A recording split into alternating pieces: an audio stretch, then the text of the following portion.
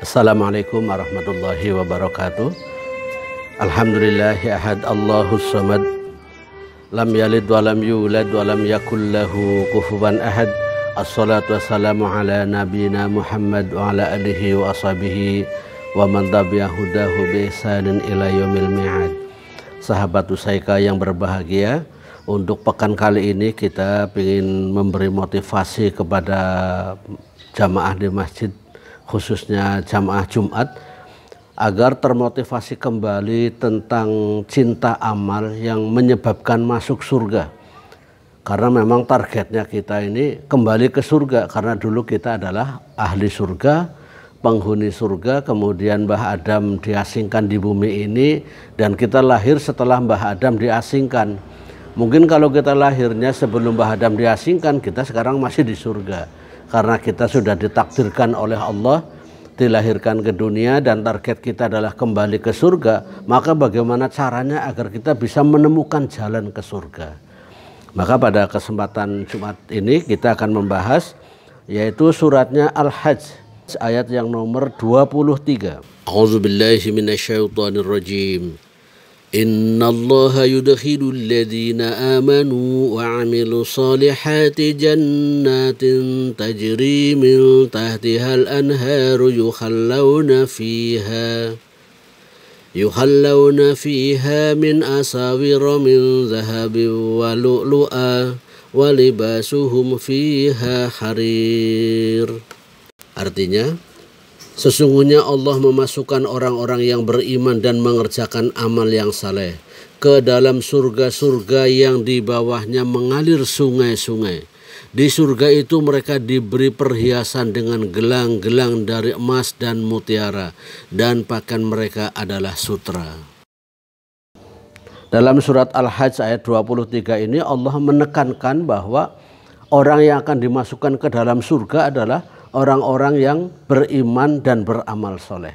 Nah, nanti kita sambung jenis amal soleh yang bisa menghantarkan ke surga. Itu yang akan kita bahas, dan tentunya kita tanamkan agar diamalkan oleh pribadi kita masing-masing dan juga oleh jamaah. Ikhtiar agar mendapatkan surga setelah iman kepada Allah adalah amal soleh, berbuat kebaikan. Mari bersama-sama kita baca hadis Rasulullah SAW yang diriwayatkan oleh At-Tirmidzi dan dinyatakan hasan sahih. Bismillahirrahmanirrahim. An Abdullah bin Salam anna Nabiyya sallallahu alaihi wasallam qala, ya ayyuhan nas afshus salam wa at'imut ta'am wasilul arham wasallu bil laili wan nasu niyam tadkhulul jannata bisalam. Artinya, wahai manusia, tebarkanlah salam, berikanlah makan, sambungkanlah tali persaudaraan, sholatlah di malam hari ketika manusia terlelap tidur, niscaya kalian masuk surga dengan selamat. Boleh kita uraikan 4 amalan yang bisa menghantarkan ke dalam surga. Yang pertama adalah tebarkanlah salam. Maksudnya adalah dimanapun seorang muslim berada, seorang mukmin berada, usahakan dia dimanapun menjadi juru damai. Bukan menjadi orang yang membuat persoalan, tetapi orang-orang yang menyelesaikan persoalan, sang pemberi solusi. Ini menebar salam, menebar kedamaian, bukan semata-mata ucapan assalamualaikum. At'imut ta'am kita terjemahkan berikanlah makan. Ini artinya seorang muslim adalah manusia yang peduli kepada lingkungan. Sebagai makhluk sosial harus peduli kepada sekitarnya. Tidak peduli apakah orang sekitar kita yang butuh bantuan itu muslim atau tidak muslim. Bahkan dalam riwayat, seseorang yang memberi bantuan air minum pada seekor anjing pun dinilai pahala oleh Allah Subhanahu wa Ta'ala. Kalau kita artikan lebih dalam lagi, seorang muslim itu seseorang yang gemar memberi. Tidak ingin memiliki hak orang lain untuk diambil. Apalagi mencuri, apalagi melakukan tindakan-tindakan perampasan, penggarongan dan lain sebagainya, tidak ada. Karena yang sudah ada dalam dirinya pun dianjurkan untuk diberikan sebagai bentuk kepedulian agar mendapatkan surga di alam akhirat nanti.